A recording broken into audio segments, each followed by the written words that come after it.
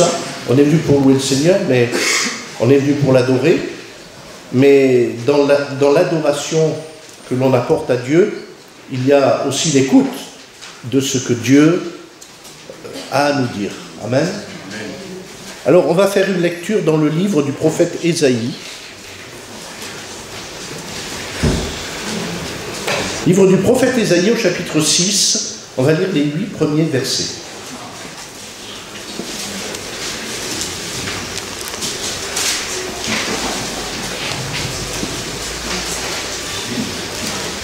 Les 8 premiers versets, Ésaïe chapitre 6. L'année de la mort du roi Osias, je vis le Seigneur assis sur un trône très élevé. Et les pans de sa robe remplissaient le temple. Des séraphins se tenaient au-dessus de lui. Ils avaient chacun 6 ailes. 2 dont ils se couvraient la face, 2 dont ils se couvraient les pieds, et 2 dont ils se servaient pour voler. Ils criaient l'un à l'autre et disaient « Saint, Saint, Saint est l'Éternel des armées. Toute la terre est pleine de sa gloire. » Les portes furent ébranlées dans leur fondement par la voix qui retentissait et la maison se remplit de fumée. Alors je dis « Malheur à moi, je suis perdu, car je suis un homme dont les lèvres sont impures. J'habite au milieu d'un peuple dont les lèvres sont impures, et mes yeux ont vu le roi, l'Éternel des armées. » Mais l'un des séraphins vola vers moi, tenant à la main une pierre ardente qu'il avait prise sur l'autel avec des pincettes. Il en toucha ma bouche et dit « Ceci a touché tes lèvres. Ton iniquité est enlevée, et ton péché est expuyé. » J'entendis la voix du Seigneur disant « Qui enverrai-je, et qui marchera pour nous ?» Je répondis « Me voici, envoie-moi. Amen. » Gloire à Dieu. Alléluia. Dans ce texte, nous avons là une vision, une approche de ce qu'Ésaïe, le prophète, a vu, qui nous interroge sur notre façon de voir Dieu. Quelle conscience avons-nous de la présence de Dieu, de la gloire de Dieu et de sa majesté? Ce sont des choses que nous chantons souvent, la présence de Dieu, la gloire de Dieu, la majesté de Dieu. Mais est-ce que ces choses-là n'ont pas besoin d'être reconsidérées régulièrement dans nos vies, pour ne pas être simplement des mots magnifiques bien entendu, mais des mots qui, peut-être à force d'être tellement magnifiques et tellement utilisés, finiraient par perdre leur sens. Nous voulons pleinement réaliser, et il y a des moments où il faut, j'allais dire, faire comme une pause. Les pans de sa robe remplissent-ils le temple de notre vie? Vous savez que nous sommes appelés à être le temple du Saint-Esprit. Nos vies sont le temple du Saint-Esprit. Nos corps, dit l'apôtre plus exactement, sont le temple du Saint-Esprit. Alors ce matin, j'allais dire, ouvrons la porte. Ouvrons la porte de ce temple dans lequel se trouve Ésaïe, avec cette vision de la gloire de Dieu. Ouvrons la porte. Nous sommes ici l'année de la mort du roi Osias. Alors, j'ai trouvé très intéressant que le texte commence par cela, et Ésaïe a noté les circonstances de cette vision, le contexte. C'est toujours très intéressant dans la parole de Dieu de noter le contexte dans lequel telle parole est donnée, dans lequel Dieu parle, le contexte dans lequel nous nous situons. Et c'est quelque chose que nous soulignons très souvent dans l'étude de la parole de Dieu. Où est-ce qu'on se trouve? Est-ce qu'on est dans l'Ancienne Alliance, dans la Nouvelle Alliance? Dans quel contexte on se trouve? Et vous savez que Dieu est quelqu'un qui connaît les contextes, et qui tient compte des contextes, et qui vient nous parler dans notre contexte, qui s'approche de nous dans notre contexte, non pas pour se laisser conditionner par le contexte, mais justement pour que cela valorise encore plus sa parole. L'année de la mort du roi Osias. Le roi Osias, sa vie nous est décrite dans le deuxième livre des Chroniques au chapitre 26 et aussi dans le deuxième livre des Rois au chapitre 15 sous le nom de Azaria. Azaria était aussi l'autre nom du roi Osias. Un roi qui a été contrasté. Nous sommes au 8e siècle avant Jésus-Christ et ce roi va commencer à régner à l'âge de 16 ans. C'est jeune. On dit que notre président de la République est jeune, mais Osias était encore plus jeune que lui. Commençait à régner sur une nation à l'âge de 16 ans. C'est jeune. Son règne va durer 52 années. 52 ans. C'est beaucoup aussi. Je ne sais pas si notre président durera autant. Hein, enfin bon, normalement ils sont élus tous les 5 ans. Bref. Et il nous est dit que cet homme, durant toute une période assez longue de sa vie, s'est appliqué à rechercher l'Éternel.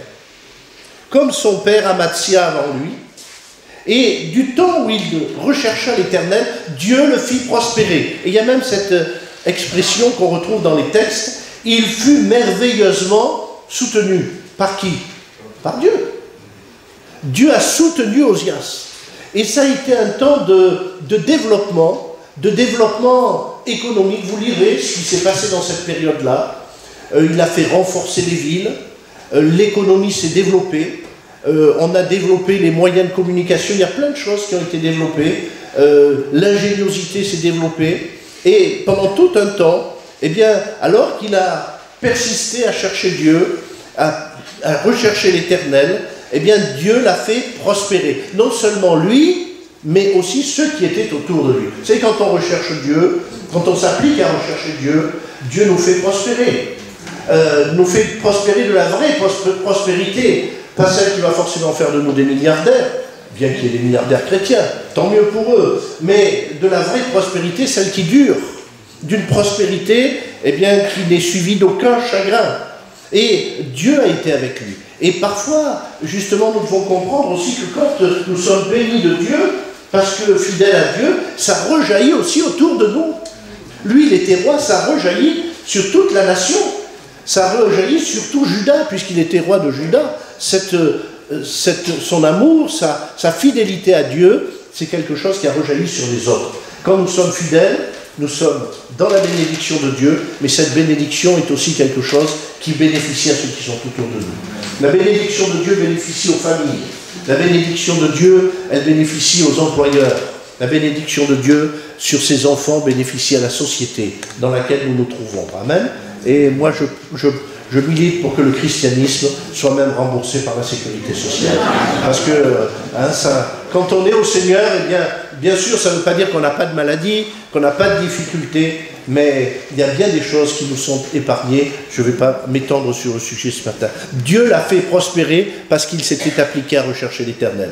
Mais, cet homme est devenu puissant, sûr de lui, réussissant, voyant prospérer sa vie et prospérer le pays, est devenu puissant, eh bien, Osias s'est enorgueilli. Osias s'est pensé au-dessus des autres, s'est pensé au-dessus de la parole de Dieu, au-dessus des principes de Dieu. Aussi grands que nous soyons, aussi élevés que nous soyons, aussi bénis que nous soyons par le Seigneur, réalisons que nous ne pouvons jamais être au-dessus de la parole de Dieu. Et là a été, j'allais dire, son erreur. Là a été son échec. Il s'est enorgueilli et il a été dans un lieu qui lui était interdit, accomplir plus exactement un service qui lui était interdit, le service du temple, en voulant offrir lui-même des parfums à l'Éternel. Et vous lirez cela, c'est arrivé au point où il est arrivé, il y a eu des sacrificateurs courageux, parce qu'il fallait affronter le roi quand même. Le roi, c'était le roi, et il fallait l'affronter, il fallait lui dire non, c'est pas toujours facile. Mais il y a des sacrificateurs courageux qui ont été trouvés, et ça s'est terminé par une altercation. Altercation avec les sacrificateurs dans le temple. Regardez un petit peu, c'est pas l'endroit où les choses devaient se passer. Mais ça s'est terminé comme cela. Ça s'est terminé en altercation. Et alors qu'il se mettait dans une colère violente, la lèpre est apparue sur son front. Et jusqu'à sa mort, Osias va être mis à l'écart. Osias va être frappé de ce mal, de cette lèpre. Et c'est dans ce contexte-là, Osias meurt, que Dieu se révèle et se rappelle à son peuple qui est dans une forme de désarroi. On peut imaginer ce peuple qui a connu tout un temps de prospérité, tout un temps dans lequel il a admiré ce roi tout un temps dans lequel il a bénéficié de la sagesse, de l'intelligence et de la fidélité de ce roi à l'égard de la parole de Dieu. Voilà que maintenant ce peuple se trouve vraiment désarçonné. Vraiment désarçonné. Le temple a été profané. Il y a eu profanation du temple. C'était une chose très grave en Israël. Nous ne mesurons pas tout ce que cela voulait dire, l'importance que ce temple avait, et pour Dieu et pour le peuple, et pour la relation entre Dieu et le peuple. Il y a des choses qui sont importantes dans la vie, mais la chose la plus importante, c'est la relation avec Dieu. Et cette relation avec Dieu mérite toute notre attention, et mérite toute notre vigilance, afin d'être maintenu au plus haut degré de sainteté, de respect, au plus haut degré de considération dans notre vie. Et Ésaïe avait besoin, lui-même prophète, il avait besoin de retrouver et de recomprendre à nouveau la grandeur de Dieu. Mais le peuple avait besoin de redécouvrir un Dieu élevé. Osias, par son comportement, d'une certaine manière, avait porté atteinte à la grandeur de Dieu aux yeux du peuple. Dieu, c'est quelqu'un, on pouvait venir et puis faire ce qu'on voulait dans le temple de Dieu, c'est ce que les gens avaient pensé pendant un temps. Mais Dieu avait frappé, et alors, après, on est comme paralysé, après qu'est-ce qu'on va faire? Est-ce que maintenant on va à nouveau s'approcher de ce Dieu parce que Dieu a frappé? Parce que les difficultés sont là? Dieu, ils avaient besoin de redécouvrir un Dieu élevé, mais un Dieu aussi qui est capable de relever son peuple. Un Dieu qui est capable de susciter à nouveau des gens pour le servir. Un redémarrage. Mais ce redémarrage allait commencer par cette considération. Comment voyons-nous Dieu? Comment agissons-nous?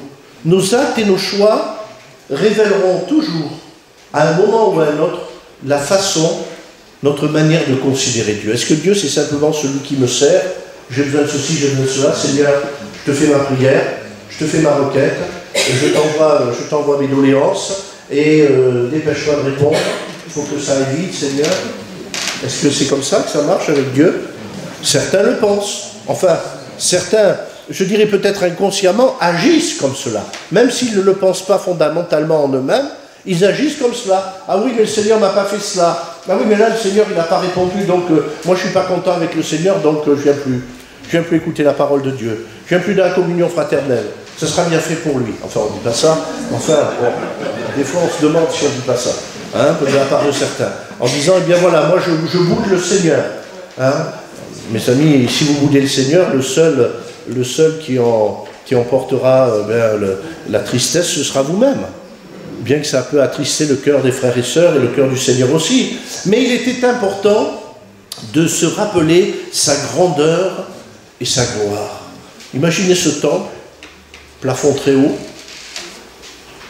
un lieu particulier, empreint de sérénité, de solennité, de silence même. Et là, Ésaïe rentre dans cet endroit et les pans de la robe de Dieu remplissent ce lieu. Tout l'espace. Imaginez ce matin que ici, ça soit comme des draperies un peu partout, des voiles un peu partout, mais avec une hauteur immense. Et les pans de la robe de Dieu, oh bien sûr c'est une image, mais quand même, remplissent le temple. Il n'y avait nulle part où le pan de la robe de Dieu n'était, nulle part où la présence de Dieu n'était. Elle remplissait complètement ce temple. Ce temple tout entier, ça devait être quelque chose de formidable à voir, hein? Quelque chose d'extraordinaire, quelque chose d'indescriptible. Ésaïe a essayé de le décrire, mais on sent bien que là, il y a toute la limite du vocabulaire humain, de la capacité humaine. Quel espace occupe la gloire de Dieu dans le temple de nos vies? Est-ce qu'il y a tellement de tables avec des vendeurs de pigeons? Est-ce qu'il y a tellement de choses qui nous affairent que le temple de notre vie n'a que très peu de place pour la gloire de Dieu? Un petit espace-temps dans lequel, eh bien, nous pouvons nous occuper des choses de Dieu. Mais là, toute la gloire de Dieu était replacée dans ce temple, où pendant un temps, c'est la gloire de l'homme qui avait voulu se manifester. C'est la gloire d'Osias qui avait voulu prendre le devant, prendre le dessus, prendre les choses en main comme lui l'entendait, et offrir les parfums, chose qui était réservée à ceux qui étaient consacrés à cela. Il y avait usurpation, et là, c'est comme si Dieu reprenait la place. C'est comme si la grandeur de Dieu reprenait la place. Je partageais ça avec les étudiants, on chante souvent des chants magnifiques. Dieu est grand. Mais Dieu est grand comment? Ou plus exactement, Dieu est grand en quoi? Dieu est grand en quoi? Nous, des fois, on est grand dans certains domaines. Des fois, c'est pas notre taille qui est grande, mais bon, voilà. Les gens qui sont grande taille, encore. Même quand on est grand de taille, c'est quand même relatif. Hein. Mais parfois, on a une capacité, on a une qualité dans tel ou tel domaine. Il y a des gens qui sont très sages, qui ont beaucoup de sagesse. Il y en a d'autres, ils ont beaucoup de capacité de parler, voilà. Hein. Bon. Mais Dieu, lui, il est au-dessus de tout cela. Quel que soit notre domaine d'excellence, Dieu est au-dessus. On est bien d'accord. Hein. Quel que soit le domaine dans lequel nous pouvons dire, ah ben, ça c'est ma spécialité, je suis un grand dans ce domaine-là, ou je suis considéré comme un grand, mais vous savez, si Dieu se met à côté de vous, eh bien vous êtes petit et moi aussi. Nous le sommes tous. Mais ce qu'il y a, c'est que Dieu est grand en tout. Il est grand en sagesse, il est grand en puissance, il est grand en sainteté, il est grand en justice, il est grand en vérité, et même quand il s'abaisse, il est encore le plus grand. Et sa grandeur, chose qui est difficile à comprendre pour notre intelligence humaine, sa grandeur n'est jamais aussi grande que lorsque Dieu s'abaisse, que lorsqu'il vient à nous, que lorsqu'il s'approche de nous. Quel grand Dieu nous avons. Grand Dieu, nous te bénissons. Et tant de chants aujourd'hui qui parlent de la grandeur de Dieu, c'est bien. Et on a besoin de considérer que Dieu est grand, parce qu'on est dans un monde où finalement on banalise tout. C'est un peu le monde du nivellement par le bas. Hein, on nivelle tout par le bas. Hein. Des fois dans l'éducation on nivelle tout par le bas, hein, pour que tout le monde puisse réussir, on nivelle tout par le bas, c'est une réalité. Hein. Et dans bien des choses, eh bien, finalement on est tous pareils, on est tous, etc., etc. Mais ça c'est une fausseté. Dieu est grand, il est au-dessus de tout, même si nous n'avons pas à nous enorgueillir, mais cette grandeur de Dieu avait besoin d'être redécouverte. J'ai besoin, Seigneur, de redécouvrir que tu es grand. Alors il y a des choses qui pour moi ont de l'importance, qui devant la grandeur de Dieu n'en auront plus. Ne croyez-vous pas? Des choses qui pour moi occupent tellement de temps et d'espace et d'énergie dans ma vie, que ces choses-là n'auront plus besoin d'être. Et le Seigneur s'est manifesté. S'est manifesté parce que non seulement les pans de sa robe remplissent le temple, mais des séraphins se tiennent au-dessus de lui. Chacun 6 ailes. On a souvent essayé de se représenter les anges. Les anges sont apparus dans la Bible, on n'a pas beaucoup de descriptions, mais des fois sous différents aspects. Et des fois, ils sont apparus en simple aspect d'homme, sans rien de particulier. Mais là, il y a une apparence des anges, puisqu'il est parlé des ailes. Bon, on a entendu parfois des gens qui croyaient dans les plumes d'anges qui tombaient sur eux quand ils priaient, etc. Bon, je pense, croyaient dans les plumes d'anges. Peut-être qu'ils sont malades, les anges, ils perdent leurs plumes. Alors, voilà. Des gens qui... Bon. Je crois qu'il ne faut pas nous attacher à cela. Ici, il y avait la description d'êtres célestes. C'est vrai qu'on en a fait toutes sortes de peintures au Moyen-Âge, etc.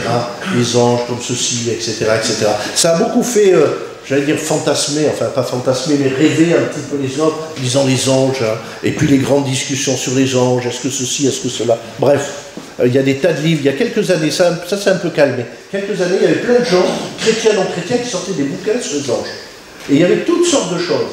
Et puis, alors, on invoquait les je ne sais pas combien d'anges que les Juifs décrivent. Ils décrivent je ne sais pas combien d'anges, je ne suis pas un spécialiste de ces anges-là, mais chacun a son ange. Même Madonna, il paraît qu'elle avait trouvé son ange.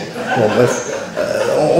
Alors, mais là, on est dans quelque chose qui est dans le cadre de la parole de Dieu. Ces anges, et qu'est-ce qu'ils disent? Saint, Saint, Saint est l'Éternel des armées. La gloire de Dieu, la grandeur de Dieu va avec sa sainteté. 3 fois saint. Est-ce que Dieu est 3 fois saint? Mais moi je dirais qu'il est plus que 3 fois saint. En fait, ici, le 3, c'est un chiffre pour décrire l'absolue sainteté de Dieu. Dieu est saint, sa sainteté est sainte, et la sainteté de sa sainteté est sainte encore. Donc, vous pouvez dire que Dieu est 1000 fois saint, parce qu'il est absolument saint, comme jamais aucun être humain ne pourra l'être, comme jamais aucune créature ne pourra l'être. Même la plus formidable, la plus angélique des créatures ne pourra jamais atteindre ce stade-là. Et par leur attitude, par leur comportement, est-ce que vous avez remarqué comment ils se comportent? Et ces êtres célestes sont là pour manifester la gloire et la sainteté de Dieu. Et sur 3 paires d'ailes, je ne sais pas comment elles étaient, est-ce que elles étaient les 3 dans le dos, les 3 un devant, derrière, bon, c'est un peu compliqué, mais enfin, qu'importe. Moi j'ai noté une chose, c'est que sur les 3 paires d'ailes, donc 3 paires d'ailes, ça fait 6 ailes. Donc on pourrait dire 6 ailes, ils vont pouvoir voler assez vite. Hein. Mais ça c'est l'imaginaire humain. Non, une seule paire leur sert à agir. Une seule paire leur sert à voler. Et les 2 autres paires servent à manifester la sainteté de Dieu par le fait qu'ils se couvrent devant la sainteté de Dieu. Pourtant, ce sont des créatures angéliques, des créatures dans un état de proximité avec Dieu, des créatures qui, j'allais dire, ont un état de perfection et de perfectionnement qui n'est peut-être pas le nôtre. Et, j'allais dire, 2 tiers de leur personne servent à manifester, à porter gloire et louange et à manifester leur attitude en face de la sainteté de Dieu. En face de la sainteté de Dieu. Je crois que c'est important dans nos vies. Dieu est saint, c'est vrai qu'on est libre devant Dieu. C'est vrai qu'on peut être, n'importe comment, n'importe quoi. Oui, Dieu nous connaît, il nous connaît entièrement, il connaît tout de nous. Seulement, je pense que la conscience de la sainteté de Dieu est quelque chose de nécessaire dans notre vie de chrétien, dans notre vie de foi. Et même si les temps ont changé, même si on ne s'habille plus comme au XVIIIe siècle, et que les pasteurs ne sont pas obligés de porter des robes avec le rabat et le col, hein, bon, ils pourraient le faire, hein, mais enfin, bon, il n'y a pas forcément besoin. Cependant, ne banalisons pas ce qui est de Dieu. Cependant, ne négligeons pas, sous prétexte d'une certaine liberté, d'une certaine facilité, d'un certain nivellement, d'une certaine relation ordinaire. Oui, Dieu est notre ami, un ami fidèle, un ami tendre, mais Dieu est Dieu. Et même des athées ont dit Dieu est Dieu. Alors, nous, à plus forte raison. Et ce Dieu, il est toujours aussi saint. Les siècles ont passé, les choses ont changé. Nous ne nous réunissons plus dans des cathédrales. Elles ont des faux plafonds maintenant, nos cathédrales. Et des ventilateurs, pour avoir un peu moins chaud.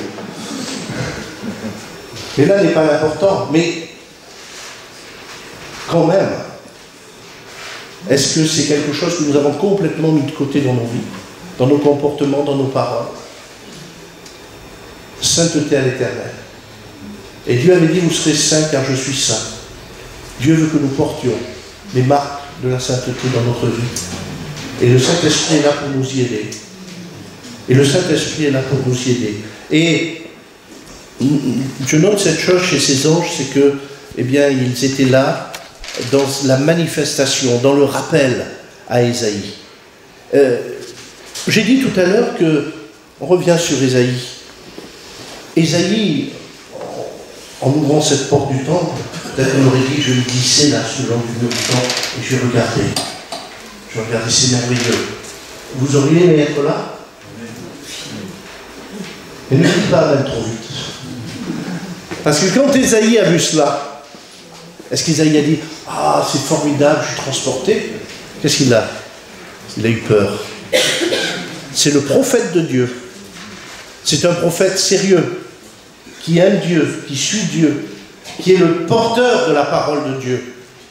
Et cet homme de Dieu remarquable, devant la gloire et la sainteté de Dieu, qu'est-ce qu'il ressent? Est-ce qu'il ressent un transport de contemplation? Il ressent d'abord un sentiment effrayant qui le traverse. Il a peur. Il a peur. Les forces furent ébranlées. dans leur fondement par la voix, la maison se remplit de fumée. Alors je dis, malheur à moi. La vision qu'il a, bien sûr, c'est une vision extraordinaire, mais c'est une vision effrayante aussi. Dieu est aussi un Dieu qui est, parce qu'il est grand, qui est aussi effrayant pour nous. Effrayant non pas pour nous écraser, on va le voir, mais notre indignité est mise en évidence devant la grandeur de Dieu. Vous savez, celui qui comprend la grandeur de Dieu, il n'est pas là à pavaner et à parader en disant, voyez, moi je suis grand, j'ai du succès, j'ai réussi à faire ceci, j'ai réussi à faire cela, moi, et les petits oiseaux. Hein, moi je. Hein? Non, celui qui est dans la présence de Dieu, il ressent immédiatement son indignité. Je ne suis pas digne. Notre indignité est mise en évidence face à la grandeur de Dieu. Est-ce que ce n'est pas ce que nous avons ressenti lorsque nous sommes venus à Christ avec notre péché? Autrefois nous disions, ah mais moi, ah si tout le monde était comme moi, ah mais monsieur le pasteur, si tout le monde faisait, pensait, disait comme moi, quel monde merveilleux. Puis quand le Saint-Esprit nous a touchés, alors on était les plus misérables de la terre. On a senti toute notre indignité. Et je dirais que c'est nécessaire de sentir son indignité pour comprendre la grandeur de Dieu, pour comprendre la grandeur du salut de Dieu. Si je ne comprends pas mon indignité, si je ne la ressens pas, si je ne me sens pas petit devant Dieu, alors Dieu ne sera pas grand devant moi. Alors je vais rester à côté de ce qui est essentiel dans la relation. Nous te bénissons, grand Dieu. Toi qui es venu dans notre indignité, oui, nous sommes indignes de Dieu. Mais par Jésus-Christ, nous en sommes rendus capables.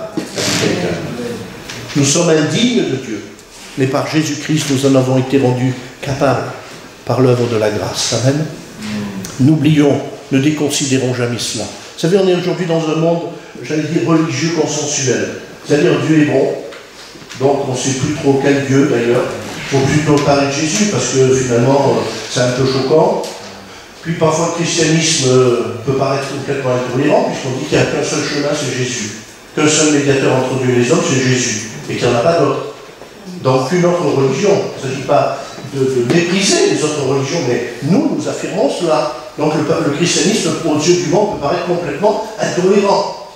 Et dans certains pays, le christianisme est quelque chose qui est interdit.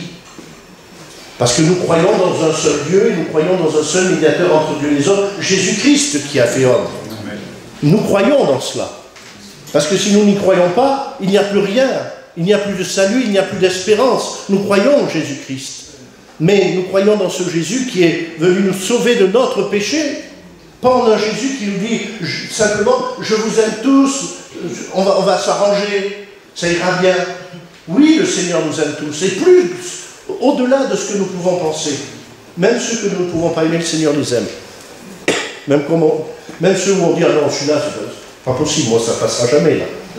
C'est vrai, hein? Vous en avez peut-être. Bon, j'espère pas beaucoup, mais enfin, on ne va pas faire la liste ce matin. Mais le Seigneur nous aime. Et les hommes, parfois on dit, oh, celui-là, je ne sais pas si Dieu l'aime, celui-là. Donc le monde, telle personne, vous voyez, bon, Dieu aime. Cependant, l'amour et le salut de Dieu est si grand qu'il n'est pas bradé. Que tous ne seront pas sauvés. Que c'est par la croix que passe le chemin du salut. Et que ce salut est si grand. Il a coûté tellement cher. Il est si gratuit pour nous. Que Dieu nous en fait grâce parce qu'on ne peut pas payer une goutte de salut. Un instant de salut, une minute de salut, ma vie entière ne peut pas la payer. Mais la grâce a coûté un prix immense à Dieu. Et devant cela, devant cette grandeur, cette sainteté de Dieu, mais aussi ce désir de communiquer, Dieu avait ce désir de communiquer ces choses à Ésaïe afin qu'il le communique aux autres. Un Dieu qui pense à nous. Dieu, dans sa grandeur et dans sa sainteté, a pensé à nous. C'est incroyable. C'est inenvisageable humainement. Un Dieu qui pense à nous. Si Dieu est grand et élevé, sa volonté aussi est de s'approcher de nous. Amen. Et que dans sa grandeur et dans sa sainteté, et que réalisant sa grandeur et sa sainteté, nous puissions être purifiés. Ésaïe aurait pu être, j'allais dire, consumé dans l'instant. Nul ne peut voir Dieu et vivre. Est-ce que nous le savons, ça? Vous savez, si vous êtes à côté d'une bombe atomique lorsqu'elle explose, il ne restera plus grand-chose de vous. Je ne suis même pas sûr qu'on pourra retrouver les molécules. Elles seront tellement... vous serez vaporisés. Mais la sainteté de Dieu, elle est tellement grande que nous, êtres humains, devant la sainteté et la présence de Dieu dans toute son intensité, un quart de seconde, nous n'y tiendrons pas. Mais la grandeur de Dieu, c'est aussi de nous permettre que, malgré toute cette puissance, cette grandeur, il a créé les mondes. Je ne sais pas si vous voyez la puissance qui existe dans l'univers pour faire tourner les planètes et les galaxies. Et Dieu est le créateur de cela. C'est-à-dire qu'il est dans un degré au-dessus de ces puissances et de ces forces qui sont là. Bon, on va arrêter là. Mais en tout cas, ce que je veux relever ce matin, c'est que sa volonté, c'est que nous réalisions sa grandeur afin de nous purifier. Il va prendre ce charbon, l'ange va prendre le charbon, toucher les lèvres d'Ésaïe. Ce feu divin qui est là va toucher Ésaïe, mais tu vas être brûlé, Ésaïe. Tu ne pourras plus jamais rien dire. Le but de Dieu, ce n'est pas que nous soyons, par sa grandeur et sa sainteté, écrasés, anéantis, détruits, mais que nous soyons purifiés. Que nous soyons purifiés, que sentant notre indignité, le Seigneur dise, maintenant je dois enlever ton iniquité. Alléluia. Et quand nous sentons notre indignité, que nous le vendons devant Dieu tel que nous sommes, alors le Seigneur est capable d'enlever notre indignité. Amen. Non pas pour que nous y replongions l'instant d'après, mais que nous puissions pleinement réaliser que quel Dieu grand il est. Quel Dieu grand il est. Nous purifier. La grandeur de Dieu, la compréhension de la grandeur et de la sainteté de Dieu, eh bien, il est dit, achevant notre sanctification dans la crainte de Dieu.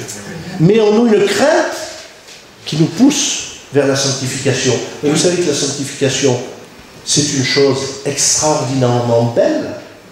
Les gens qui ont dénaturé les choses, qui ont dit la sanctification, c'est quoi? C'est avoir un visage triste, c'est dire des paroles comme cela, c'est prier comme du fond d'une grotte, c'est... Non, non, non, non. La sainteté, c'est quelque chose de beau dans un monde qui est souillé, qui ne sait plus où il va, dans un monde confus. C'est une clarté, c'est une lumière que de vivre dans la sainteté. Alléluia. Que de vivre avec Dieu, que de vivre pour Dieu, même si cela nécessite un cœur qui est plein de respect et de crainte. Mais en même temps, c'est quelque chose qui est j'allais dire, une puissance de vie. Une puissance de vie. Quand notre iniquité est enlevée. Et voilà que Ésaïe est rendu apte à servir. Après cela, il entend cette voix de Dieu qui dit, qui enverrai-je? Et qui marchera pour nous? Qui enverrai-je? Il y a un service à accomplir, il y a une tâche à accomplir, il y a un message à communiquer au peuple. Et Ésaïe maintenant, devant cette gloire et cette sainteté de Dieu qu'il a contemplée, devant ce tison qui a touché ses lèvres, devant la purification dont il a été l'objet, eh bien, il va pouvoir répondre sans crainte. Me voici, envoie-moi. Vous savez, je crois que quand notre cœur est face à la sainteté et à la grandeur de Dieu, et que quand notre vie a été ainsi purifiée dans cette présence de Dieu, eh bien, notre réponse pour le service n'est pas aussi difficile que cela. Notre réponse pour le service ne peut être que la conclusion logique de ces événements, de cette situation. Seigneur, que puis-je faire maintenant? Tu as besoin de quelqu'un? Eh bien, je suis là. Non pas pour accomplir ce que je veux, comme je le veux, à ma manière, à ma façon, pour moi trouver une place, pour prendre la place d'Ozias, alors qu'il n'allait pas être dans le temple. Non. Mais qui enverrai-je, dit Dieu? Il n'en trouve pas tant que cela, Dieu. Mais celui qui a été purifié, alors celui-là peut répondre, me voici, Seigneur, envoie-moi. Me voici, envoie-moi pour faire, oh Dieu, ta volonté. Non pas pour faire les choses comme moi je les veux. Ah oui, Seigneur, je veux bien que tu m'envoies, mais à condition que je sois ceci, que je sois cela, que j'ai telle condition d'exercice de mon ministère, enfin, on a des fois le mot, et puis que ça se fasse comme ceci et comme cela. Et c'est qui le patron? C'est qui est saint? C'est qui est grand? C'est qui envoie? C'est qui trace le chemin? C'est Dieu. L'évangile, ce n'est pas pour faire carrière, Mais c'est pour donner gloire à Dieu. C'est pour donner gloire à Dieu. Nos vies sont là pour être envoyées pour donner gloire à Dieu. Et Isaïe, on se souvient de son nom, mais Isaïe, il ne cherchait pas à ce qu'on se souvienne de son nom. C'est pas ça qui est important.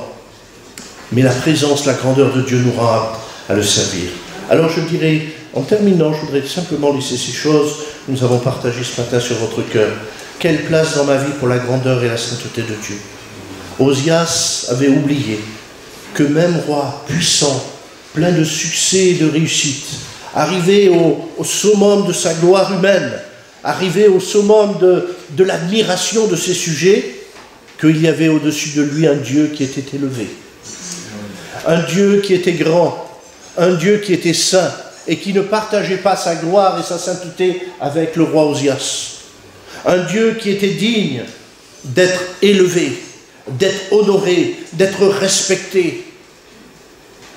Dieu n'est pas un objet entre nos mains, une chose qui est comme dans un coin de nos vies et dont on va se servir de temps en temps. À l'occasion, quand on en a besoin, on vient le chercher. Dieu est le grand Dieu du ciel et de la terre. Réalisons notre place et sa place. Réalisons notre statut et son statut. Et même si nous étions rois des rois sur cette terre, mais il y a le roi des rois, c'est le Seigneur du ciel et de la terre. Alors quand nous le réalisons à nouveau, parce que ce matin ici, je pense qu'il y a des choses que déjà vous avez réalisées dans vos vies, c'est pour cela que vous êtes ici. Mais quand nous le réalisons à nouveau, parce que ces choses, elles ont besoin d'être rappelées, tant nous sommes oublieux, tant nous sommes accaparés par tout un tas de choses, tant nous sommes enclins à banaliser même les choses de Dieu. Mais quand nous le réalisons à nouveau, alors la crainte, mais avec cette crainte, la purification vienne dans notre vie. Et de là, jaillira un service efficace pour Dieu. Que ce matin, nous puissions dire, Seigneur, donne-moi de reconsidérer dans les jours que je vis aujourd'hui. Donne-moi de reconsidérer ta grandeur. Donne-moi de reconsidérer ta sainteté. Donne-moi de reconsidérer que qui que je sois, quelque image que j'ai de moi et quelque image que les autres me renvoient, Seigneur, tu es au-dessus, tu es élevé. Et je veux que les pans de ta robe remplissent mon cœur. Je veux que ta présence, je veux que ta grandeur remplisse mon âme, Seigneur. Parce que j'ai besoin d'être renouvelé, j'ai besoin d'être purifié. J'ai besoin, Seigneur, de tout cela parce que je veux te servir efficacement. Et le Seigneur répondra. Alléluia. Seigneur notre Dieu, merci parce que tu t'es révélé, tu te révèles encore aujourd'hui à ceux qui s'approchent de toi avec un cœur simple, mais un cœur juste, un cœur droit, Seigneur. Donne-nous, Seigneur, ce matin, de reconsidérer par le Saint-Esprit quel grand Dieu tu es, dans le ciel et sur la terre. Quel grand Dieu tu es dans le visible et dans l'invisible. Quel grand Dieu tu es à l'extérieur de nous-mêmes et à l'intérieur de nos cœurs, Seigneur notre Dieu. Donne-nous de réaliser tout cela, afin que ce matin, nous ne soyons plus hésitants, heureux, afin que ce matin, nous ne soyons plus craintifs, comme tu nous l'as rappelé, mais que ce matin, Seigneur, nous puissions être purifiés et renouvelés, Seigneur, à un point tel que maintenant nous pourrons dire, me voici, Seigneur. Je suis prêt à me présenter devant toi. Sers-toi de moi, Seigneur. Oh, sers-toi de moi, Seigneur, comme tu le veux et le désires. Amen.